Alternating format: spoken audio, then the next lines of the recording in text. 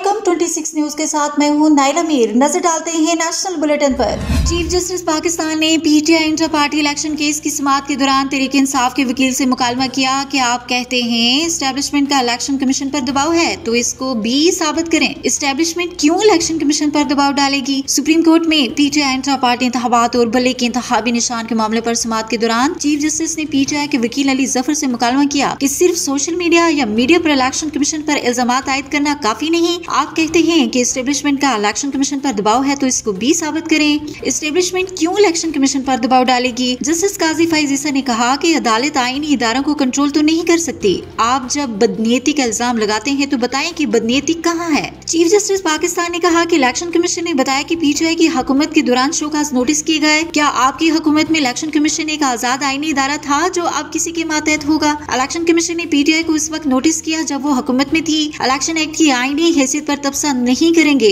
क्योंकि किसी ने चैलेंज नहीं किया। जस्टिस काजी फैज ईसा ने कहा कि इलेक्शन एक्ट को चैलेंज नहीं किया गया इसलिए एक्ट पर कोई बात नहीं करेंगे। इस पर अली जफर ने कहा कि इलेक्शन एक्ट को हम भी चैलेंज नहीं कर रहे। इस दौरान जस्टिस मोहम्मद अली मजहर ने सवाल किया कि क्या पीटीआई ने अपने जारी करदा शेड्यूल को फॉलो किया था? क्या इंतखाबात शफाफ थे? कुछ वाज़ेह था कि कौन इलेक्शन लड़ सकता है कौन नहीं? आप लेवल प्लेइंग फील्ड मांगते हैं, अपने अरकान को भी तो लेवल प्लेइंग फील्ड देनी होगी। इलेक्शन कमीशन ने आज खुद तो कार्रवाई नहीं की, शिकायत मिलने पर कार्रवाई की।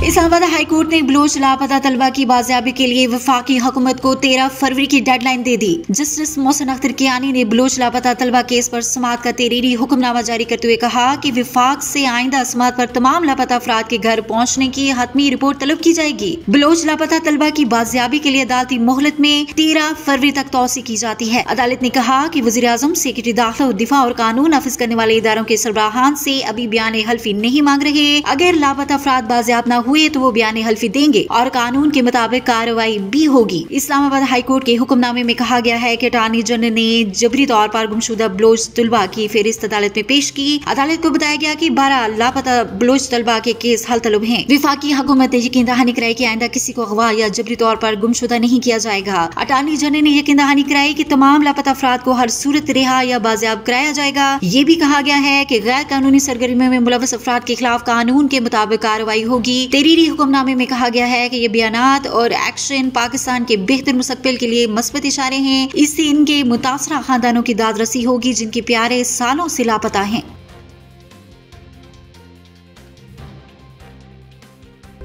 पीटीआई खैबर पख्तूनख्वा ने सूबाई असम्बली के 115 हलकों के लिए उम्मीदवारों का ऐलान कर दिया। पिशावर में पीके 79 से तैमूर झगड़ा, पीके 82 से कामरान बंगश, पीके 112 से अली अमीन गंडापुर, पीके 28 से शौकत यूसुफजई, पीके 72 से साबिक डिप्टी स्पीकर महमूद जान और पीके 74 से अरबाब जानदाद इंतखाबात में हिस्सा लेंगे। मर्दान से जाहिर शाह, अब्दुलसलाम आफरीदी और इफ्तिखार मशवानी पीटीआई के उम्मीदवार हैं। जाहिर शाह तूरो हल्का 57, अब्दुलसलाम आफरीदी पीके 58 और इफ्तिखार मशवानी पीके 60 से इलेक्शन लड़ेंगे। पीके 65 चारसदा से फजल शकूर, पीके 66 आरफ अहमद ज़ई, स्वाबी से अकबुल्ला को पीके 50 और फैसल तुर्की को पीके 52 का टिकट जारी किया गया है। तहरीक इंसाफ ने खैबर पख्तूनख्वा में मजमूई तौर पर 7 खवातीन को भी टिकट जारी किए हैं। पीके 1 चित्राल से सोरिया बीबी, पीके 31 कोहिस्तान अपर से तहमीना फहीम, रोशन बीबी, 115 डेर इस्माइल खान, नूरीन आरफ, पीके 81 पिशावर और तोरगर से पहली बार जनरल नशिस्त पर शकीला रबानी पीटीआई की जानिब से इलेक्शन लड़ेंगी।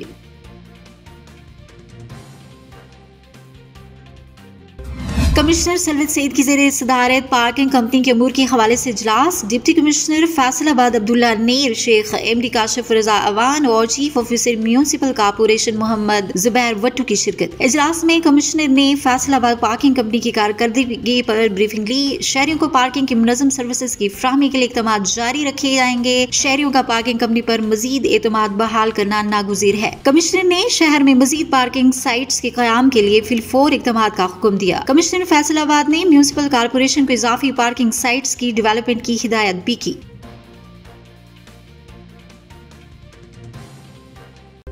अब तक के लिए इतना ही। मजीद खबरों और अपडेट्स के लिए देखते रहें 26 न्यूज।